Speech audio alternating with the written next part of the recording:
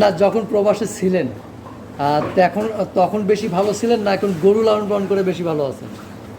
এখন প্রবাসের জীবনটা হলো প্রবাস। দেশে আসার পরে যে যেটা কর্ম করে সেটা জিনিস হলো অন্যরকম আলাদা। ওদের সাথে কখনো মিশবে না, এটা আপনিও বুঝে।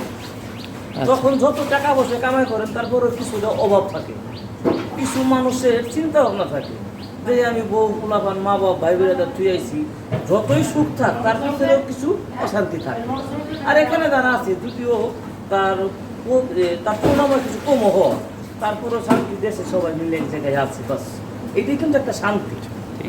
না, এই যে ধরেন যে টাকা খরচ করে প্রবাসে চলে যান বা যাচ্ছে, আমাদের দেশে যদি সেই টাকা দিয়ে গরু হোক, ছাগল হোক, হাঁস মুরগি হোক লালন পালন করা যায়, প্রবাসের চেয়ে বেশি আয় করা সম্ভব কিনা? হ্যাঁ, আপনি যে কথা বলছেন কথা ঠিক আছে।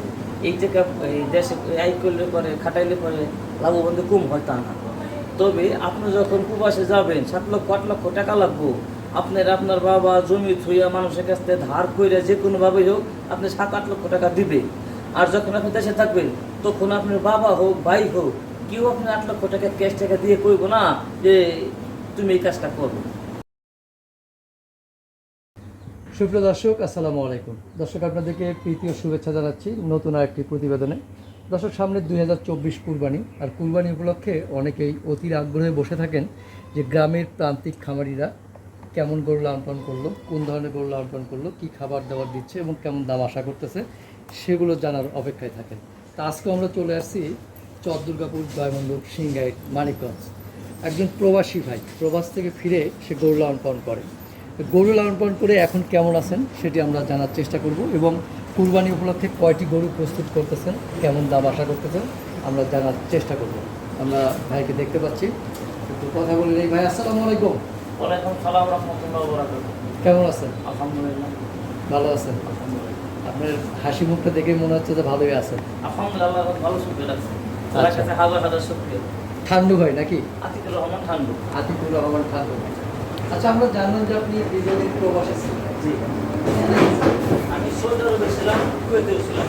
আচ্ছা, বিদেশে ছিলেন। তাহলে তো দীর্ঘ সময় দেশের বাইরে চলে গেছে। 12 বছর।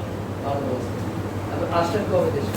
দেশে আসছি হয়তো বছর 3 হয়েছে। 3 বছর। এসেই কি গরু লালন পালন শুরু করেছেন? মানে আসার পরই গরু লালন পালন শুরু করেছেন? আসার পরে থেকে আমি গরু লালন পালন করতে পারছি। আগ্রহটা পেলেন কিভাবে? কার কাছে পেলেন? কার কাছে আগ্রহ পেলেন গরু লালন পালনের? ও না, আমার আগে থেকে একটা পরিকল্পনা ছিল যে দেশে যাই ওই তো বাজারে নাকি চকে পাতারে খামারে কৃষি কাজ করে, তাদের মতো হয়তো করার মতো অতটা সম্ভব না। হয়তো বা চিন্তা ভাবনা করি যদি কিছুটা ইনভেস্ট গরুর ভিতরে আমি করি, হয়তো বা মনে করি আমার ভিতরে সুবিধে এই। আচ্ছা, এই যে বললেন কিছুটা ইনভেস্ট গরুর ভেতর করবেন, সুবিধা আসলে গরু পেলে কি সুবিধা হয়? এখন অতটা হয় না, এখন জিনিসের যে দাম হ্যাঁ, সেই তুলনায় এই জিনিসগুলো যেগুলো বিক্রি করার দরকার তা কিন্তু আসলে এই গ্রাহকে পায় না এই। আচ্ছা, তারপরও মনে করেন করতে হইবে মানে বসে তো আর থাকা সম্ভব না। না। আচ্ছা, তাহলে অনেকে আছে যে প্রবাস থেকে এসে গরু লালন পালন করে যদি লস হয় আবার প্রবাসে চলে যায়। আপনি কি সেরকম যাওয়ার ইচ্ছা আছে কিনা? প্রবাসে আর যাওয়ার মতো এরকম ইচ্ছে নাই, তবে তার জোর করেও বলি না, কারণ কখন কোনটা কার ভাগ্যে আছে তা তো আর বলা যায় না। আচ্ছা, যদি ফিরে আমার নসিবে আমার থাকে যে না আমার বাইরে যাইতে হইব, তাহলে তো জোর করে মানে এখনো তো কাজ হইব না। আচ্ছা। না, যখন প্রবাসে ছিলেন তখন বেশি ভালো ছিলেন না এখন গরু লালন পালন করে বেশি ভালো আছেন? এখন প্রবাসের জীবনটা হলো প্রবাস। দেশে আসার পরে যে যেটা কর্ম করে সেটা জিনিস হলো অন্যরকম আলাদা। ওদের সাথে কখনো মিশবে না, এটা আপনিও বুঝে।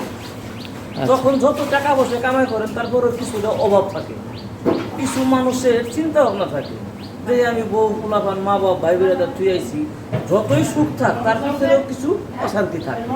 আর এখানে যারা আছে যদিও তার পরিণামে কিছু কম হওয়া, তারপরেও শান্তি দেশে সবাই মিলে এক জায়গায় আছে, বাস এটাই কিন্তু একটা শান্তি। না, এই যে ধরেন যে টাকা খরচ করে প্রবাসে চলে যান বা যাচ্ছে, আমাদের দেশে যদি সেই টাকা দিয়ে গরু হোক, ছাগল হোক, হাঁস মুরগি হোক লালন পালন করা যায়, প্রবাসের চেয়ে বেশি আয় করা সম্ভব কিনা? হ্যাঁ, আপনি যে কথা বলছেন কথা ঠিক আছে। এই টাকা এই দেশে আয় করলে পরে খাটাইলে পরে লাভবান যে কম হয় তা না।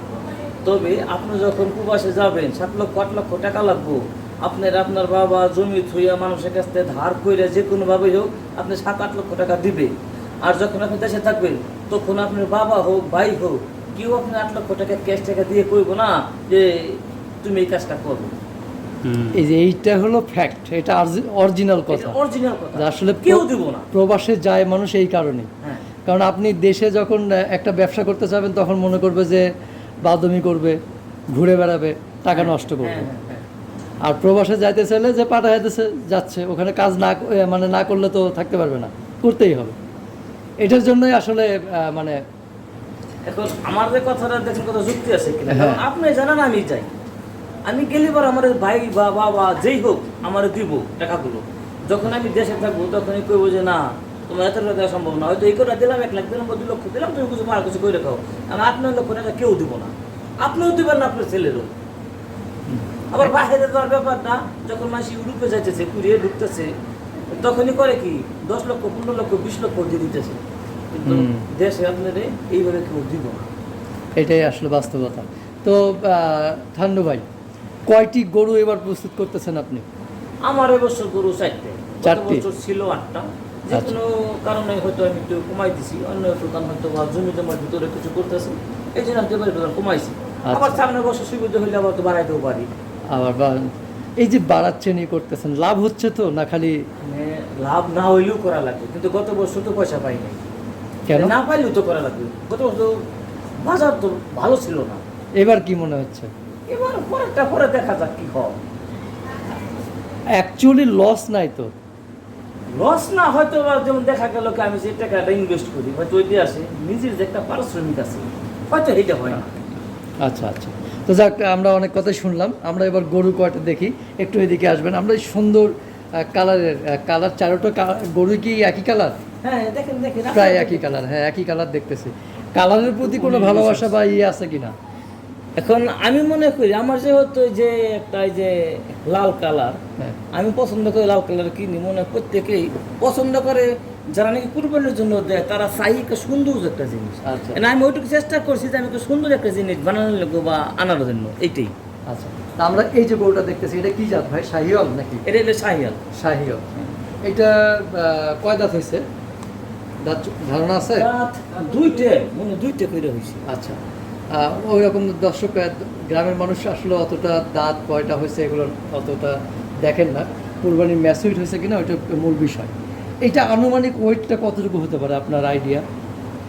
এইটার ওয়েট মনে হয় 6 মনের কাছেই যাবে, তাই না? না 6 মণ? হয়তো মানে একটু কমও হতে পারে, কিন্তু এরকম একটা আনুমানিক একটু কম বেশি হইতে পারে, হ্যাঁ প্লাস মাইনাস হতে পারে। আচ্ছা, তো এই যে আমরা দেখতেছি খুবই সুন্দর চমৎকার এই গরুটি, এবং আমার বিশ্বাস যে এই ধরনের গরুগুলো মানুষ পছন্দ করে বেশি। মানে কালার সব দিক দিয়েই গঠন এটি সব কিছু একবারে পরিপূর্ণ। তো এইটা আসন্ন কুরবানি উপলক্ষে কেমন দাম আশা করতেছেন? এখন এই জিনিসটা আপনি যেটা প্রশ্ন করছেন এই প্রশ্নের উত্তর নাই। কেন তার কারণ মানুষের আশার শেষ নাই, হ্যাঁ, চাহিদারও শেষ নাই। এখন আমি যতই আশা করি, কিন্তু যদি আমার নসিবে না থাকে তা নাইলে পাওয়া যাবে না। হুম, এখন এই কথা এখনো বললেও লাভ নাই, এখন আমার নসিবে যা আছে সেটাই হবে। এই না, তারপরে একটু আনুমানিক আইডিয়াটা যে দর্শক যারা দেখবে বা নেবে তারা তো দেখা গেছে যে একটা আইডিয়া দিলে সে আইডিয়ার উপর ভিত্তি করে তারা আপনার ওই গ্রামে আসতে আইটিও পারে। বললে লাভ নাই। এখন যদি আপনাদের মাঝে কোনো লোক থাকে সে আসবে, আসার পর আমার জিনিস দেখবে, জিনিস দেখার পরে আমি তার একটা দাম ও চাই বা ফিক্সড বললে দেই, তখন তার মাধ্যমে এসে চলবে। এই এখন এই আসলো না কেউ এমন মানে এই কথা বললে কোনো নাম নেই। আচ্ছা, তার মানে আমার আপনি কথায়- দাম চাচ্ছেন না? না। তার মানে ব্যবস্থা যে পছন্দ হলে বাঁচবে না, হ্যাঁ যে আপনার কিছু লাভ হলে আপনি ছেড়ে দেবেন, এই তো? বাস। আচ্ছা, দর্শক খুবই সুন্দর কথা। উনি আসলে দামটা ওইরকম বলতে চাচ্ছেন না, কারণ কেমন দাম চাবে, দাম চাওয়াটা কেমন হতে পারে, হয়তো মানুষ খারাপ বলবে, যার কারণে চাচ্ছেন না। আসেন, দেখেন, পছন্দ হলে আলোচনার ভিত্তিতে নেওয়া যাবে।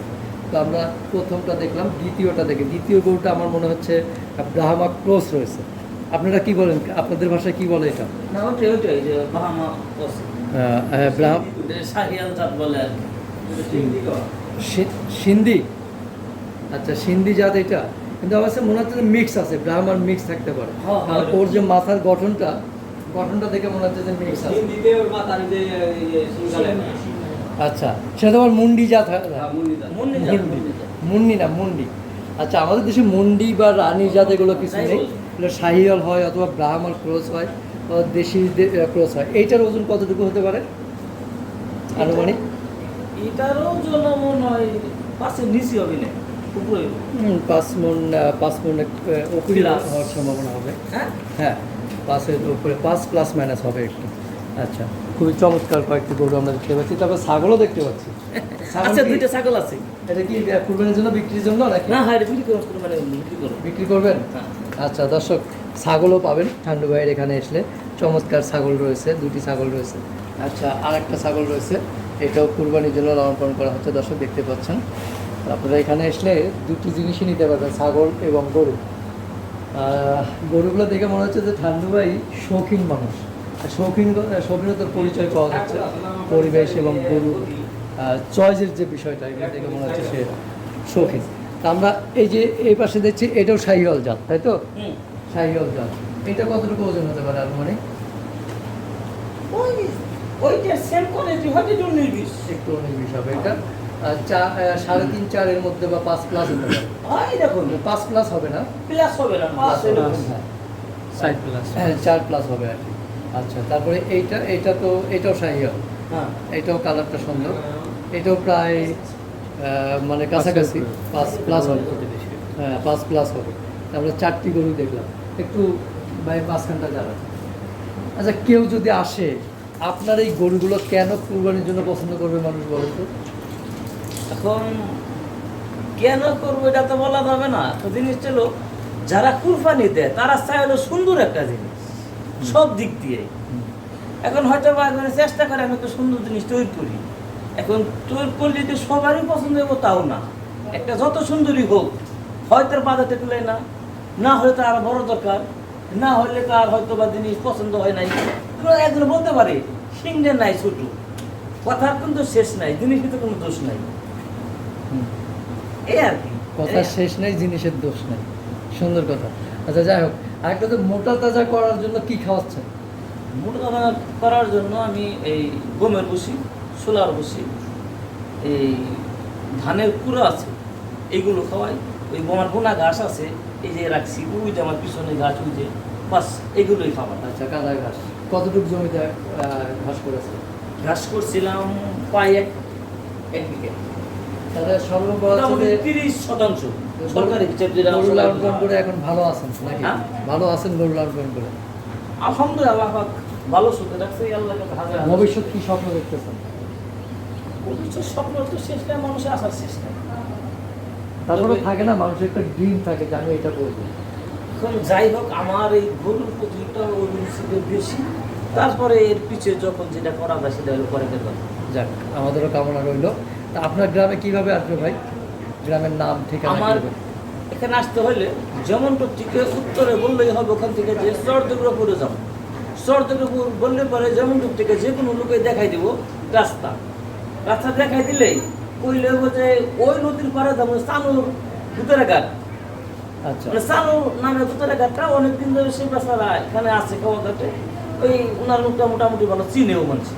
আচ্ছা, এখন ওই যদি বড় যেমন তো ঠিক আছে, চানুর খাওয়াই যাবো, দেখাই দিবে কি রাস্তা। এখানে এসে যে কোনো লোক এসে বললে যে আতিকুর রহমান ঠান্ডু বা ঠান্ডু নাম বাড়ি যাবো করছে, বা যে কোনো লোকেই দেখাই দিবে। কেউ যদি ফোনে যোগাযোগ করতে চায়, আলহামদুলিল্লাহ, সমস্যা নেই। একটু ফোন নাম্বারটা বলবেন। 01793149598। আরেকবার আসতে বলেন। 01793149598। তো ঠিক আছে ভাইয়া, ভালো থাকবেন, আবার দেখা হবে ইনশাল্লাহ কোনো দিন। আলহামদুলিল্লাহ, আপনারা সবাই ভালো থাকবেন, দোয়া করি, সবার জন্য সুস্বাস্থ্য কামনা করি। আল্লাহ হাফেজ। জি, আমাদেরও সুস্বাস্থ্য কামনা এবং মানে শুভকামনা রইল আপনাদের।